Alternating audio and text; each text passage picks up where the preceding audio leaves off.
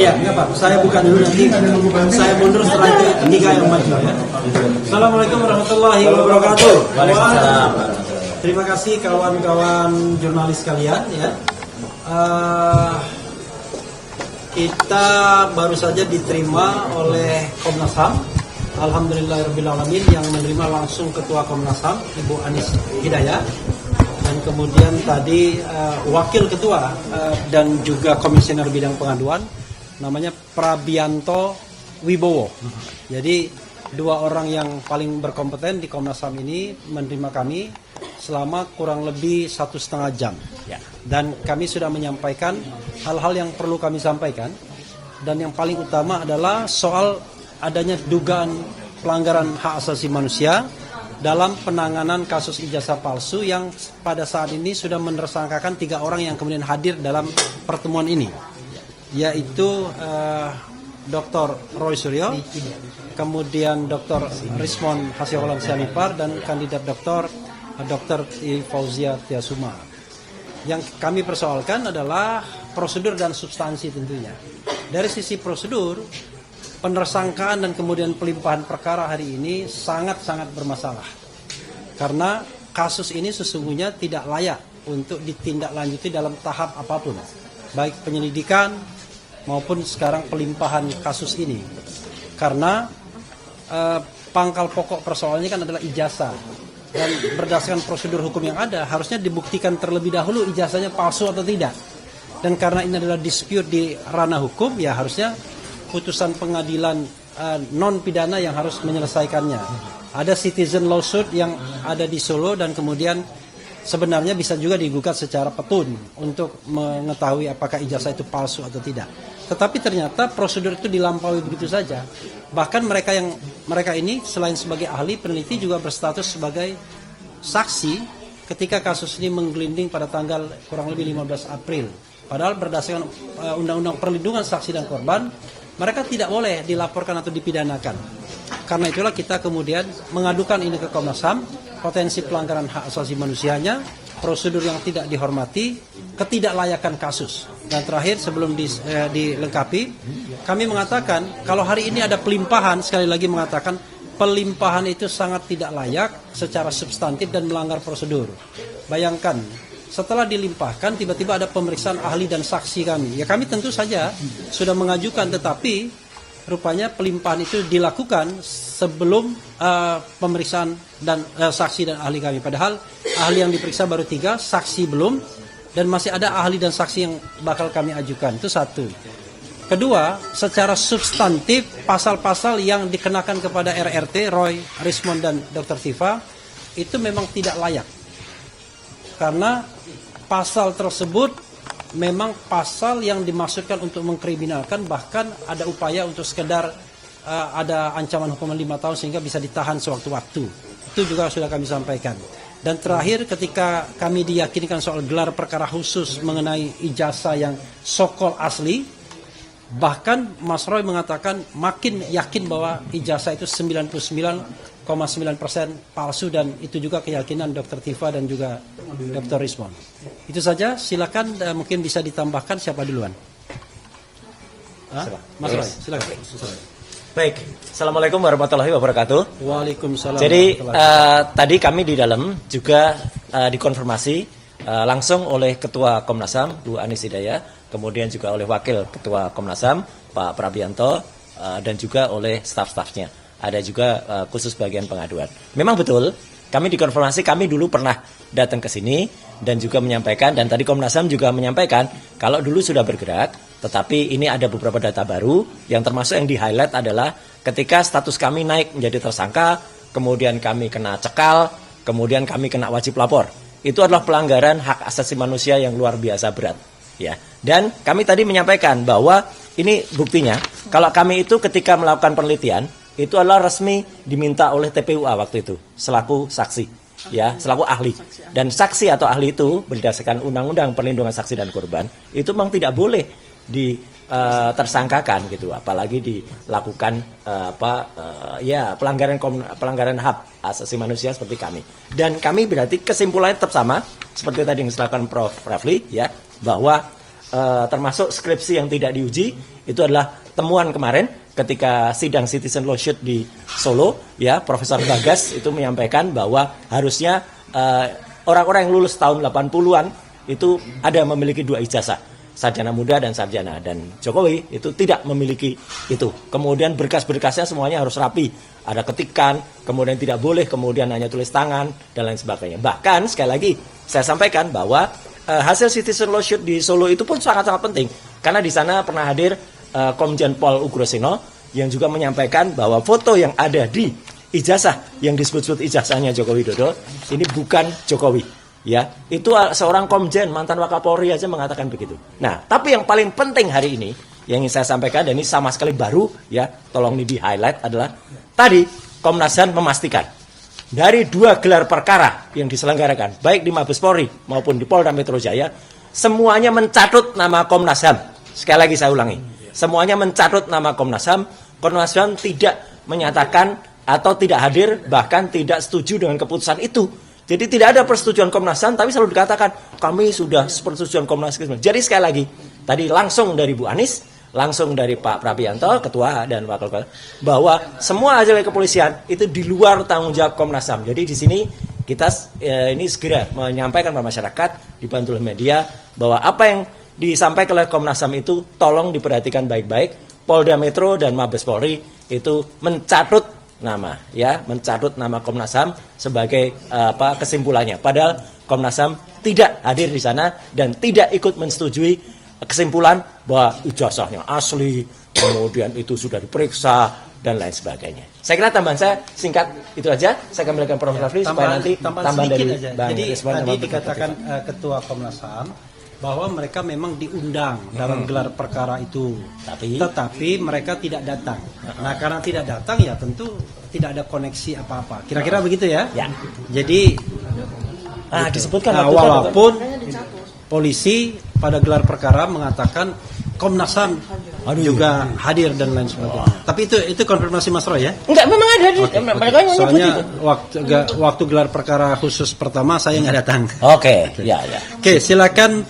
Siapa dulu? Saya tambahkan. Ya.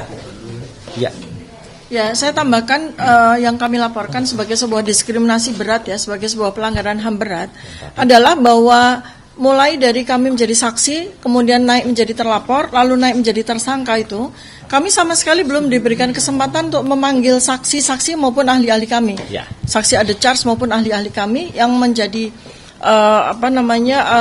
justifikasi bahwa kami memang betul-betul peneliti yang merupakan ekspertis, ya, di dalam bidang yang kami gunakan untuk melakukan penelitian terhadap ijazah dan dokumen-dokumen dari Joko Widodo, termasuk perilaku beliau yang capture pada video-video, narasi-narasi, pidato-pidato maupun foto-foto mulai dari tahun 2014 sampai tahun 2025 yang menjadi bahan dari penelitian kami.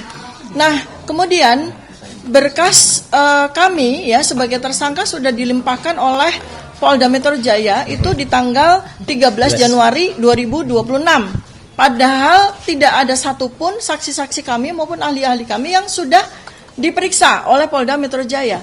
Artinya berkas itu adalah semacam mangga karbitan yang mentah dilemparkan ke kejaksaan. Dan yang anehnya lagi, pada saat berkas kami sudah dilimpahkan dari Polda ke kejaksaan, di tanggal 15 Januari Polda memberikan kepada kami surat pemanggilan saksi-saksi dan ahli-ahli kami. Artinya ini adalah sebuah pelanggaran HAM yang luar biasa. Nah, dan padahal kami mendapatkan data bahwa sepanjang 9 bulan sejak laporan polisi Joko Widodo dan para termul itu diproses oleh Polda Metro Jaya, sudah Polda Metro Jaya sini sudah mengatakan bahwa ada 22 ahli dan 127 saksi yang sudah diperiksa oleh Polda Metro Jaya, dan itu bukan dari pihak kami.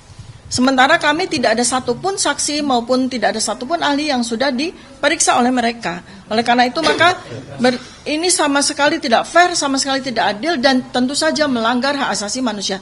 Oleh karena itu pada kesempatan ini kami bertiga beserta semua penasihat hukum kami bicara kepada 280 juta rakyat Indonesia, dan mudah-mudahan sampai kepada Presiden Prabowo Subianto, juga sampai kepada Kapolri, juga sampai kepada Komite Transformasi reformasi kepolisian ya, bahwa Polda Metro Jaya itu tidak menunaikan hak kami sebagai warga negara. Oleh karena itu maka kami minta agar kami diberikan kesempatan untuk menghadirkan semua saksi-saksi yang sudah kami siapkan maupun ahli-ahli yang sudah kami siapkan, dan proses ini tidak boleh dianulir, proses ini tidak boleh diganggu sampai selesai saksi-saksi kami dan ahli-ahli kami diberikan kesempatan untuk memberikan penjelasan. Terima kasih. Ya, Dr. Resman.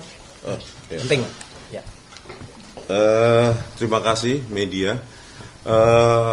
Tadi kami sangat kecewa ya menemukan fakta bahwa Polda Metro Jaya dan Mabes Polri ketika melakukan 2 gelar perkara khusus sengaja mencatut HAM, Komnas HAM ya, Komisi Nasional Hak Asasi Manusia, untuk melegitimasi bahwa apa yang mereka lakukan itu sesuai dengan nilai-nilai hak asasi manusia. Ini kami sayangkan. Bagaimana tidak beretikanya Polda Metro Jaya maupun Mabes Polri itu mencatut ya Komnas HAM, padahal Komnas HAM tidak hadir. Dan itu kami dapatkan informasi ini langsung dari Ibu Anis Hidayah sebagai Ketua Komnas HAM, baru saja beberapa menit yang lalu di dalam ruangan di dalam ruang pengaduan tadi ya.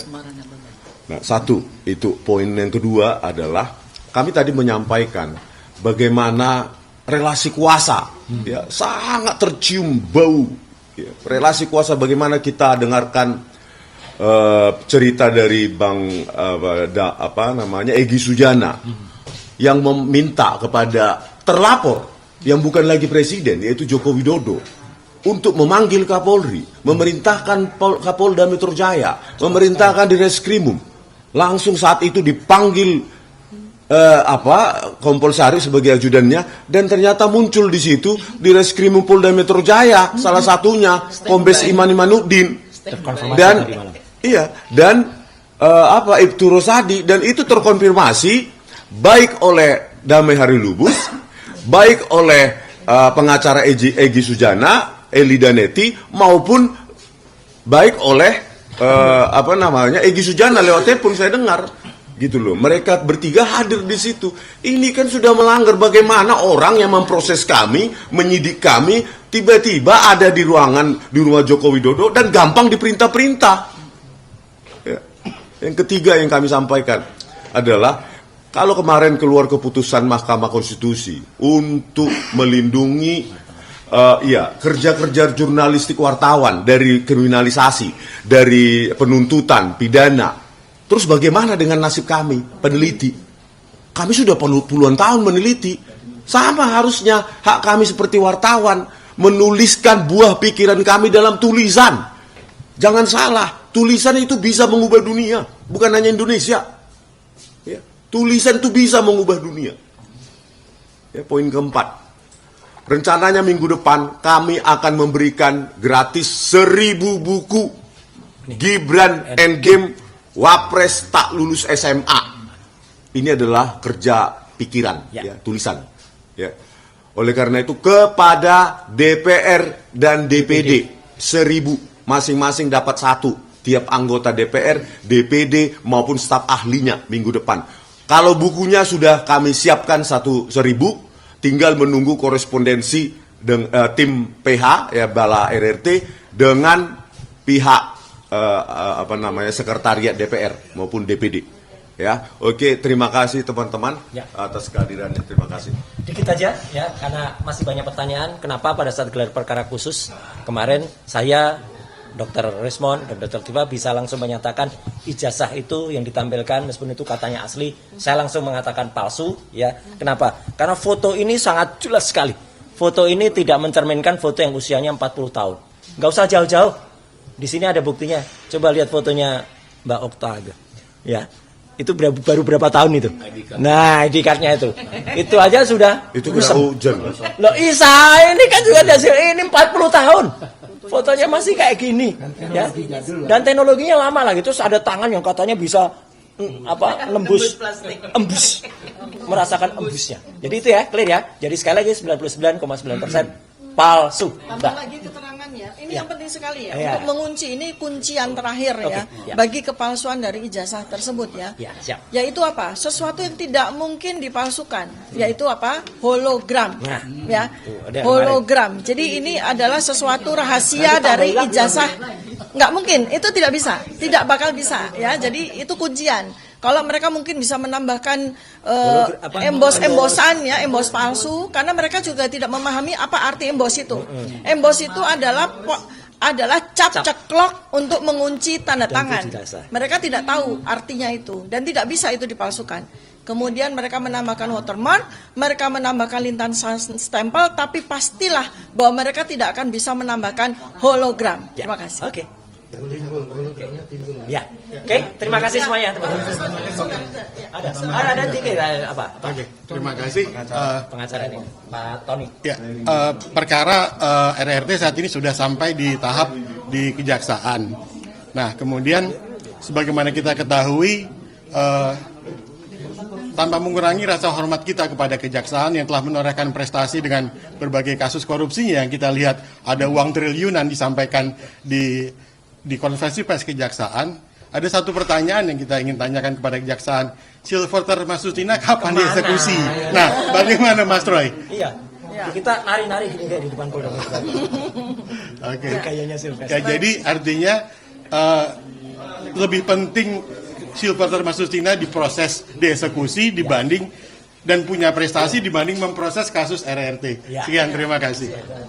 Oke, kasih ya. Tapi setelah ada audiensi ini, langkah berikutnya apa sih? Ya, kita tuh kan tadi beliau Bu Anies sama Pak Prabianto tuh sudah menyatakan kalau kami sudah melakukan pegawai nanti akan diterbitkan lagi rekomendasi Komnas HAM. Ya.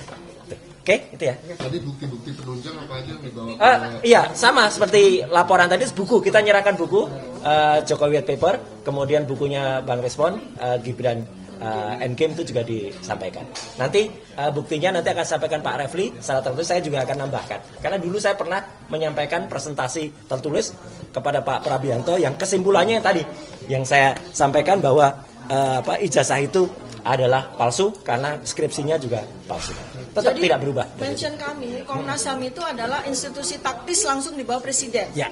Dan karena ini melibatkan perilaku dari mantan Presiden ke-7, ya, Presiden ke-7, maka seharusnya, seyogyanya, Presiden Prabowo Subianto kali ini juga concern, memberikan atensi kepada permasalahan anak bangsa ini. Terima kasih. Jadi yang dilaporkan ini spesifiknya ke Kapolda Metro Jaya atau... Enggak, ya kasus ini, kasus pelanggaran hak asasi manusia terhadap kami. Itu, ya. Oke. Cukup. Kalau ini bukan bukti ini ya, bukan ya, lain. Ini BPKB merah. Atas nama siapa? Gitu, Jen. Itu apa lagi tuh, Pak? Oleh waktu.